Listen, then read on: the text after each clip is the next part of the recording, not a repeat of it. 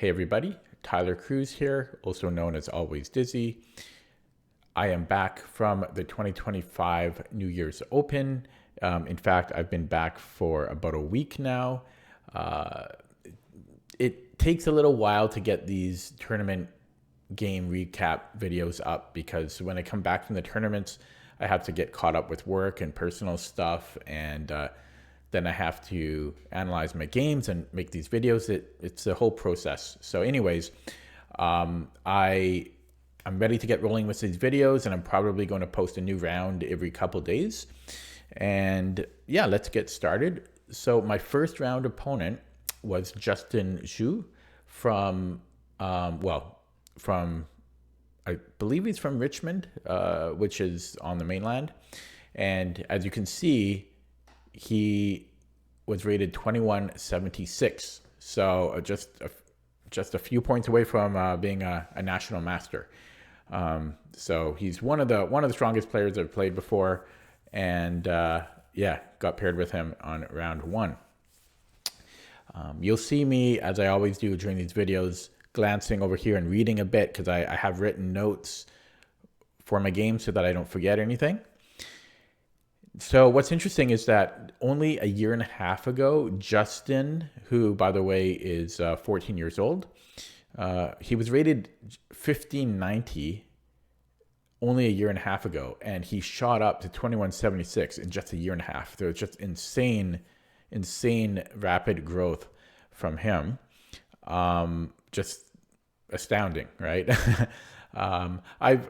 I haven't played him before, but I've seen him before because I remember him kibitzing my game from another tournament last year. And I remember when he was this was in the Skittles room after we had played the round. I remember him shooting out a bunch of combinations and variations immediately that neither my opponent or I had seen, even though we had just spent like a couple hours playing the game. Yeah, so when I sat down to the board at this round against Justin, he was there waiting for me, and he immediately said something along the lines of "Always Dizzy" from YouTube. So I'm not sure if he's seen my channel before, or maybe one of his friends told him. I'm not sure how he knew, but that was kind of interesting. And in fact, he might see this video. So Justin, if you see this video, hello, good game. Yeah, it's kind of funny because a large percentage of my opponents end up actually watching my video recaps afterwards, and a lot of them end up commenting on the video too. So I guess the Google YouTube algorithm is working because it, I think, just shows up on their feed. Maybe they're Googling their name and that's how it comes up. Okay, so anyways, I'm going to get started here, but the big thing about this game is just how strong my opponent was, 2176. One other thing to note before I start is you'll notice that my rating here is 1694. As I mentioned in an earlier video when I announced that I was going to this tournament, the CFC, the Canadian Chess Federation, gave a rating boost to every player. There's an algorithm that they used, but essentially every player got a rating boost. So this was not earned rating from me, but that's my actual rating at this point in the tournament, 1694. So that's an all-time high, but I felt bittersweet about it because I didn't earn those rating points. They were given to me, right? They were assigned to me as part of a anti-rating deflation boost. And so my goal of this tournament was to not drop too much from those gifted rating points. If you can kind of understand what I'm saying. I wanted to earn that rating. I didn't want it to be given to me. Okay, sorry about that introduction. So let's get started here. So my opponent played e4, and I played c5. Big surprise, right? And knight f3, d6. as always, I don't go into the nitty gritty of the opening. If it's just standard fare, if you are a bit weaker of a viewer, my video would end up being 3 hours long if I explained every move of the opening. But this is just standard Sicilian fare. The open Sicilian, knight takes d4, knight f6, knight c3, a6. We have the Najdorf on board, and f3. So f3 first is a bit unusual. It's totally fine. It's one of the main lines. Bishop e3 first. Going into the English variation of the Najdorf is more common, but they transpose like 98% of the time. I think there are some moves that black can play if they want to change things up here a little bit. But again, it's really just a move order transposition most of the time. I played e5, knight b3, all still mainline basic stuff. Maybe not basic stuff, but all standard theory. Played bishop e7, and then he played a4. So, oh boy, here we go. So a4, I had never seen before. I've never faced it either online or in a tournament game. And at the time, like, I wasn't worried about it. Like, it didn't scare me. First of all, because I'm just very, very comfortable in the Najdorf and pretty much any Sicilian position. It's just one of those openings that I'm just very, very comfortable with, even if we play some sideline. However, because of my opponent's rating, I figured that this a4 was either a pet line of his or a prepared deviation, like some type of prepared prep that he played specifically against me. Since he did say that he knew my YouTube channel right off the start, and I didn't recall having seen this exact move before, so that kind of worried me that he had something up his sleeve. But after the game, my opponent, so Justin, told me that he simply forgot theory here. That he just forgot what to play. He just forgot what the theory was, which honestly surprises me because he's nearly a national master, and this is a very, very common opening. So maybe he doesn't play the Open Sicilian or like too often, but it's just a bit surprising because we're only move 8 here, and the theory goes deep, deep, deep, deep, deep, like 30 moves and beyond. Yeah. So do I have notes here on when I wanted to talk about this? Oh, no, I'll talk about it later, I guess. Yeah, so I played bishop e6, essentially just ignoring a4. So a4, like, my only concerns was that he might play a5 and then eventually play bishop e3 and bishop b6. And also I thought he might have played a4 to prevent me from counterattacking with b5, since white's main plan here in the English, one of the reasons behind f3, apart from stopping stuff like knight g4, is to prepare g4. And then white will tend to castle queenside and then attack on the other side of the board. But with a4 having been played, white will not castle queenside because it's too weakening for the king. And it stops b5 because black, again, when white attacks on the king side, black will attack on the queen side typically. So a4 stops b5. But I just continued playing normally because the downside to a4 again is white can't castle queenside, and it also stops his piece development. So essentially I just kind of ignored it. He then played bishop e3 and I castled.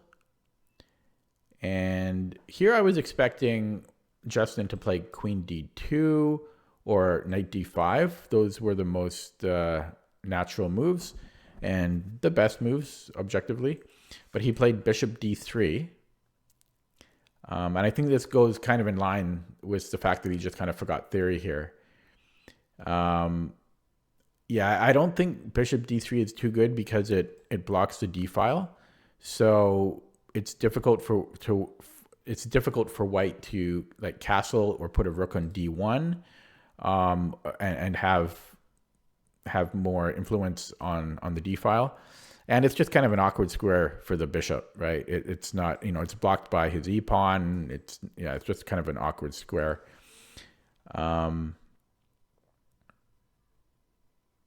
So I forgot to mention at the beginning that the time control for this tournament was 50 plus 5. I should have said that from the beginning. So it's a 9-round tournament. Okay. Oh, I just realized it says round 4 or 5 up there. I'm sorry about that. I wish I had spotted that earlier. I will fix that right now. That's too bad. That's too bad because some of you might have been thinking you missed some videos. So anyways, there we go. Fix that. What was I saying? Yeah, so the time control was 50 plus 5. And then I ended up spending 5 minutes on my next move. I just mentioned this because 5 minutes in a 50 plus 5 time control is a fair, that's 10% of your starting time. And this, as I mentioned, it's a 9-round tournament, and this was, round 1.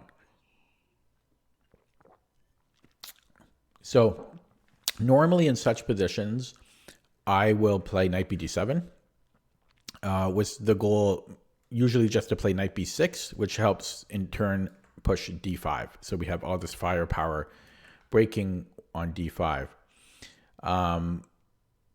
But in this position, with white having a pawn on a4, I was a bit concerned, as I said before, of him playing a5 and bishop b6. So I was constantly kind of thinking about that. And remember, I didn't know what my opponent had up the sleeve. I didn't know at the time that he didn't remember theory. And I thought he had some plan behind a4. So I was constantly thinking what he was up to there. And if my knight can't get to b6, so if I play knight bd7 with the idea of knight b6, if he plays a5 and I can't play knight b6, what is my knight doing on d7? Right? I'm just kind of stuck. I don't really have any moves to make. And so therefore I spent time calculating knight c6 here. Specifically because I was worried about a couple of scenarios, which I'll show you here, but I eventually found a safe haven for it on b4. So, so again, like I'll just show you here. So if I had played knight bd7 and then a5, again, what is black's plan here? It's not clear, right? Normally knight b6 with d5, but here it's hard to say. And I know knight c5 looks great, but the computer almost never likes this in Najdorf lines. Because I think after these captures, it's not like bad for black, but yeah, the computer just doesn't like it. I've never really understood fully why. In this position, it might not be as bad because we have some potential of playing c4. I know that we have a bad dark squared bishop. Maybe the e5 pawn might get a little bit weakened when we do that. In any case, let me show you the other lines. So knight c6. So what I was the lines I was kind of worried about was oh no, sorry, I want to show you this line too. So if I had gone knight bd7 and then castles and then knight b6 a5, it's technically it's equal here, but I think it's just awkward for black to play because we move the knight somewhere, I guess probably to c4, but we still can't break on d5, and we're kind of we have less room on the queen side here. So the lines for knight c6 that I was looking at was if he had he played knight d5, bishop takes d5, e takes d5, and knight b4. So that was I had to make sure that my knight had somewhere to go after this sequence, and after knight b4, this looked good for me. So I liked that. And then I also here I looked at if I take the pawn, but then there's bishop takes h7 check, king takes, and queen takes, which is technically equal, but this was a little bit unclear to me. I wasn't quite sure about that. Again, it's fine here. I think also I didn't love how I had my dark squared bishop. So I didn't really have a great bishop in this scenario, and my opponent did. So I didn't really like that line. In any case, if we go back to the previous position here, I did play knight c6, since again I had this knight b4 square to run to, since he played a4. That's another downside to the a4 move. Black can plug something on b4. Okay, so my opponent played queen e2.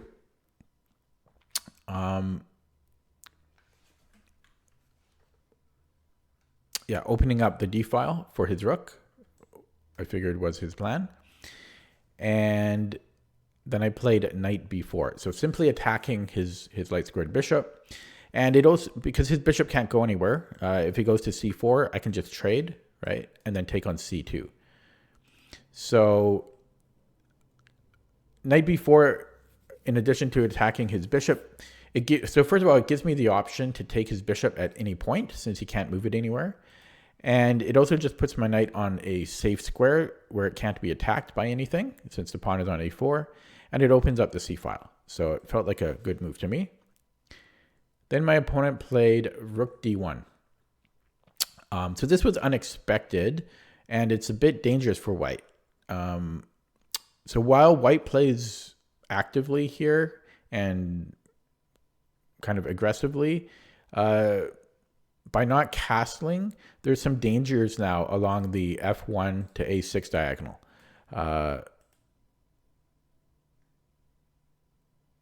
So, for example, and as you'll see in the game, if I put like a queen on c7 or a rook on c8, and then I take the bishop and the queen takes or the rook takes, bishop c5 can attack the queen. Yeah, so I can understand why he played rook d1, because when he's the much higher rated player, I can see him wanting to just be the aggressor and put more pressure on me by and delay castling. But yeah, here I think it was better for him to just probably castle kingside here. But he played rook d1. I played queen c7, just getting off of the d file with that. I don't want to be lined up with his rook. And I also liked ideas of, again, taking on d3 and bishop c4. Here he played g4, which is not the greatest move. Again, he's playing very aggressively, and g4 is, again, it's typical in the Najdorf, but here it's too dangerous.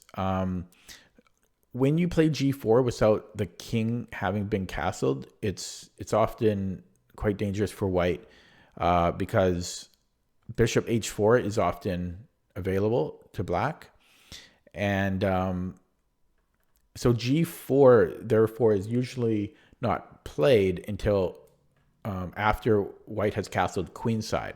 So I think my opponent was really mixing up ideas here. So g4 was really rook d1 and g4 were really not the greatest moves for white. Here I took the bishop on d3. I thought now was a good time, and I was already doing a lot of calculation here. There was a lot of combos that I was kind of looking into. Again, I was looking at bishop h4 and bishop c4 ideas. Whoops. Let me get rid of those arrows if I can remember how. Oh, God. How do you do it? Oh, there we go. So knight takes d3 was fine, the computer had said, but even better was d5. I think there was another move too that I liked, but d5. So I'll show you a few variations here. So if G5, then D4, and if and then if G takes F6, simply bishop takes F6, and we still have this fork hitting E3 and C3. Yeah, and we have way more space, and yeah, this would have been a little bit better. And after D5 and G5, I think even better than D4 by a hair was knight takes E4, which is getting complicated now. Then after, if F takes, then simply D4, right? And we're going to get the piece back. And after D4, we can also take D takes E4, and after F takes E4, knight G4. But that's getting really complicated now, like needlessly.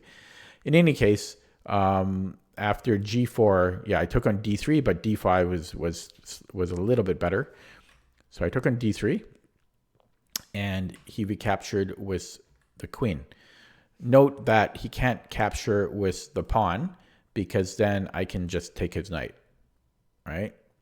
And if he takes with the rook, then I have bishop C4 with the pin, winning the exchange. So after queen takes D3, so this is the type of position that at first glance can make you feel, at least for me, it can make you feel like D5 is not playable. Since white has defended it more times, right? White has it covered 4 times here. But because the queen is not the final defender or attacker of that square, black actually has a move here that, oh, sorry, it's not here. Why did I write the note here? Yeah, well, yeah, sorry. So what I'm trying to say is it might feel like D5 can't be played because white has it defended, but black has a very simple, I don't want to say trick, but a very simple move to deal with that. So I played D5, and after E takes D5, I don't take with the knight or the bishop, because again, he has it defended more times, but I simply play rook FD8. And white is in some trouble here. So note that if white takes with the knight here instead, knight takes D5. After bishop takes D5, E takes D5. So this would have been the better way for white to have played, is to capture with the knight. So E takes D5 is a bit of a problem because of what I showed, rook FD8. So he should have taken with the knight here. And then after bishop takes, E takes, rook FD8, white has C4. So here, black is -1, but it's not so simple for black. This is still a game. The advantage is not easily, is not really easily seen. For example, the only move here for black, where black is still with an advantage, is B5, which is not the hardest move to see, but it's not, again, it's not a simple continuation here for black. So that's what white should have done. But yeah, you took with the pawn, and then I played rook FD8. So the point being that he can't recapture my bishop, and I just added another attacker to the D5 square. So Justin then played knight D2, which was weird. I remember thinking it was weird. And he told me after the game that he had kept thinking of this knight D2 move, even early on, but it never looked good to me. And I told him that. I said, I'm like, what? Why are you moving back? Now, I had to be careful in what I said, because he's way higher rated than me, right? It's not, our ratings are in different, different time zones here. He's way higher rated than me. But yeah, again, I don't know if he's new to this opening or not, but Yeah, his ideas of retreating, and he wanted to like repurpose the knights, right? But it's just too slow in my opinion. Again, even earlier on in the game, I remember him telling me when we were analyzing it, like even around this point, I think he was thinking about rerouting the knights, like even knight e2, or I think I think he might have even had said like knight c1.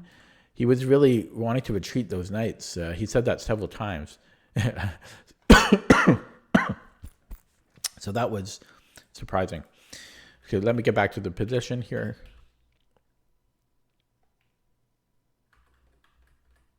Okay, so he played knight d2, and I took on d5.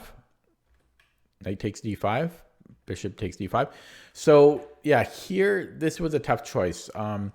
So it was essentially a coin flip for me, whether to take with the rook or to take with the bishop, and I just had to make a decision. So rook takes d5 was actually a little stronger, and it's what Justin said after game he thinks I should have played, and he was right. Simply, it allows the a rook to develop and to double up on the d file and to get into the game.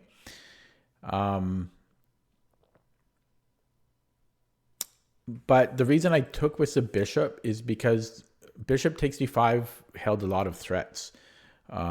We are threatening f3, and white's queen is nearly trapped here, right? After bishop c4, it only has one square to go to. Well, I guess it has two, but it was looking very, very grim. Actually, I just realized I wasn't attacking f3. So rook takes would have been better. Yeah, okay. But I didn't want to overanalyze this. I didn't want to overthink. Like if I look at my score sheets where I record how much time I spent on each move. What is this? 17. No, what move are we on here? Yeah, 17. No, that's right. Wrong score sheet. Yeah, so here at this point in the game, I was down to 26 minutes. My opponent had 40. So I didn't want to do what I typically do and spend forever on this move that doesn't really matter so much. So I took with the bishop, and then he played knight e4, which was the point of his little maneuver. So here I thought for 7 minutes, which was a long time considering how much time I had left. And I was bundling with excitement. I was, because this is winning, right? And I was really excited because I was winning against a 2176 over the board rated player, first round. And so I was really, really excited. And I didn't want to screw it up. So I invested 7 minutes here. I had been mostly calculating the differences between bishop h4 and bishop c4. And then I did come up with an idea, which I guess I'll show now. So I played bishop h4, which was the best move. So bishop h4 check. And yeah, my opponent was not pleased when I played it. He was looking very worried and unhappy. In fact, after the game, he told me that here he was very close to resigning. Like he said he was just about to resign. Like he was thinking about resigning. Yeah, and he just did not look happy. He didn't look angry or anything, but yeah, you could tell that he was not pleased. So I do have a variation here to show. So if bishop c4 instead, there was queen c3, like pinning my bishop to my queen. And then after bishop h4 check, bishop f2, rook takes d1, king takes d1, rook d8 check. And then king c1, this was only equal. So this wouldn't have been a great continuation. And if bishop takes f2, knight takes f2, this is just a little bit better for black. Where am I here? So yeah, so I went bishop h4 check. He played bishop f2. And then during my long think on the previous move, I just confused myself a bit, and I played my next move, I guess, a little bit too quickly. Which was bishop c4. And I somehow thought I was winning a piece here, but I simply forgot about my opponent's knight on e4. I think part of this was from just not getting enough 3D over the board practice, because if I was playing this like on a 2D board, I think I would not have made this mistake. It's not an excuse. I'm just trying to account for this oversight. So yeah, so bishop c4, it was a huge blunder. Because completely winning here was the super simple, as my opponent pointed out after our game. He thought for sure I was just going to take on e4, right? Queen takes e4, rook takes d1 check, king takes d1, bishop takes f2, and it's just completely winning. I'm sure he would resign here. If he didn't resign, well, this is a super simple. I mean, we're just up a piece, right? So I can't believe I missed that. I think it was a combination of being excited that I was completely winning, being a little low on the clock. I mean, I was down to 18 minutes here. For me, that's low because I'm old and I'm a slow thinker. And I forget what I said for number one, but and then just being excited that I was winning against a 2176 player. So yeah, so I just screwed up here. I should have taken the knight. I should have just taken the knight, and it's a clean win. He would have resigned. I'm sure he would have resigned. In any case, I played bishop c4.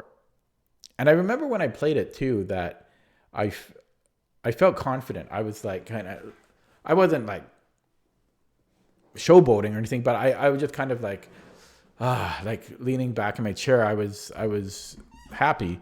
And I remember I thought that my opponent was worried here. I thought that because he showed a look of surprise that I played bishop c4, but it wasn't a surprise of disgust. It was a surprise of joy. I didn't realize until after the game, because yeah, this was a blunder. He thought for sure I was going to take the knight. Okay, so he played queen c3. And by the way, if anyone is curious, the eval here is equal now. So, or more or less, I think black is a little bit better, but I was just completely winning. It's like -5 here. It was -5 for a while. Had I taken the knight. I thought this was winning though. But yeah, he played queen c3.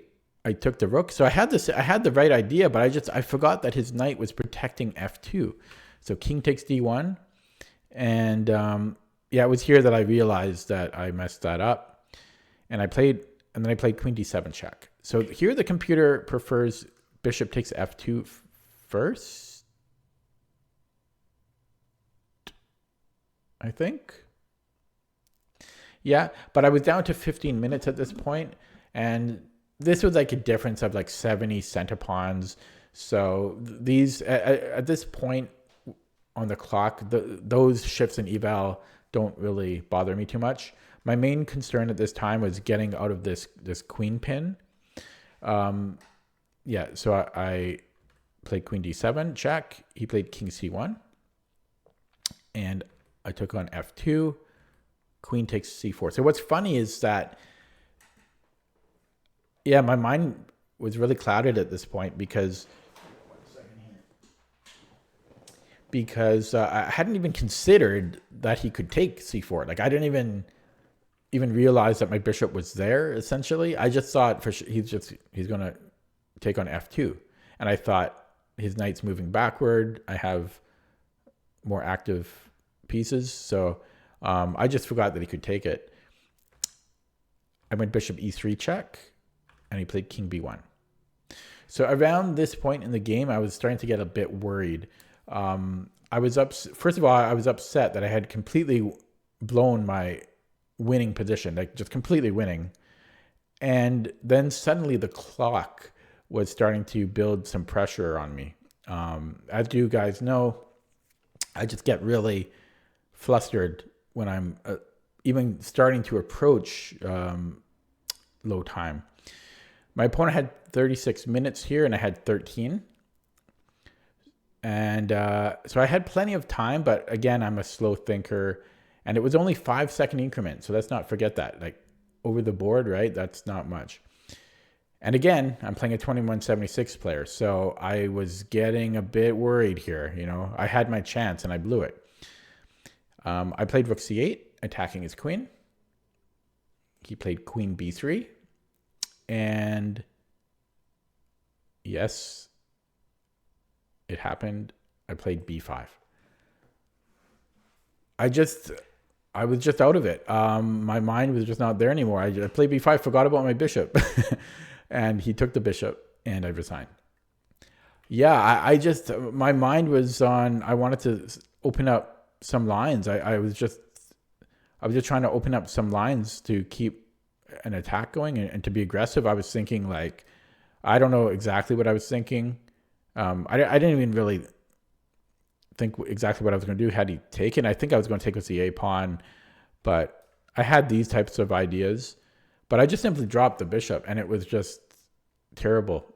This was a very tough loss for me. Put that on the board.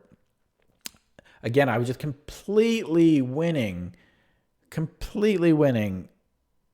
And it didn't even take much effort to get to that winning position because it was really just my opponent that was making a lot of subpar moves. And then I just completely choked. Again, I think it was just the excitement of being so winning, and I needed to just really calm down a bit and collect my nerves. And then I got an equal position like here. And then I just hung the bishop. I mean, that was just ridiculous. Yeah. So again, as my notes say, I think part of the underlying reason for this was just not having enough over the board 3D experience, but that was only a part of it. And then being overly worried about the clock, and then being a bit intimidated by my high-rated opponent. I wouldn't have minded the loss if I was losing the whole time or if it was like a really tough game. But to lose when I was just completely winning against such a strong and high-rated player was really, really rough for me. And it's kind of funny because my opponent is only 14, but after I resigned, yeah, he didn't show any remorse or any... Yeah, he didn't feel bad for me at all. He was actually just very happy that he won. So I didn't get any consolidation from or consoling from him. But yeah, he's only 14. So yeah, so that was the first round. I lost, and yeah, what a game to lose. Oh my God! Just to jump to that earlier position here. Yeah, just wow. Just have to take the knight, and I forget. I think. I'm just going to turn on the engine really quick. I think taking the knight was the only winning move, if I remember correctly. But no, there were other strong moves too. There was bishop c6, bishop e7. Yeah, so this was really a big mistake. Let me turn off the engine there. Yep, so that was round one from the 2025 New Year's Open. I had my chance. I can't blame anybody but myself. I just blew it. I just blew my chance to beat a 2176. Oh man. Okay, well, that was round one. I will be back with round two soon enough, so stay tuned for that. Hope you enjoyed the video. See you next time.